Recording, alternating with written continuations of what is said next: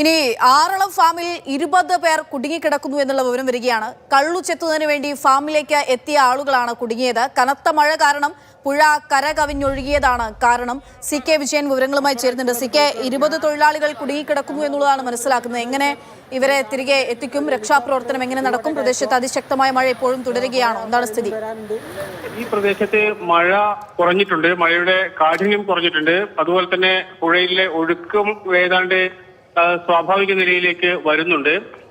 ഇവരെ ഉടൻ തന്നെ ഈ വാർത്ത പുറത്തു വന്ന്, അതായത് ഇവർ വീഡിയോ വഴി ഈ വിവരം അവിടുത്തെ RRT സംഘത്തെയാണ് അറിയിച്ചിരുന്നത്. RRT സംഘം ഉടൻ തന്നെ എത്തുകയും ഇവരെ ജീപ്പുകളിലും മറ്റുമായി ഈ സ്ഥലത്ത് നിന്ന് മാറ്റുകയും ചെയ്തിട്ടുണ്ട്. ഒറ്റപ്പെട്ടു എന്ന് വന്ന് ഏതാണ്ട് ഒരു അരമണിക്കൂർ കഴിയുമ്പോഴേക്കും RRT സംഘം എത്തുകയും ഇവരെ ആ പരിസരത്ത് നിന്ന് മാറ്റി സുരക്ഷിതമായ സ്ഥാനങ്ങളിലേക്ക് കൊണ്ടുപോവുകയും ചെയ്തിട്ടുണ്ട്. 2 പുഴകളും കരകവിഞ്ഞൊഴുകിയതായിരുന്നു ഇവർ ഒറ്റപ്പെടുന്നതിന് വേണ്ടി ഉള്ള കാരണം. ആ പുഴ ജീപ്പ് ഉപയോഗിച്ച് ഇവരുമായി ഈ RRT സംഘം സുരക്ഷിതമായ സ്ഥാനത്തേക്ക് കൊണ്ടുപോവുകയും ചെയ്തിട്ടുണ്ട്. ശരി, CK വിജയൻ വിവരങ്ങൾ നൽകുന്നത്.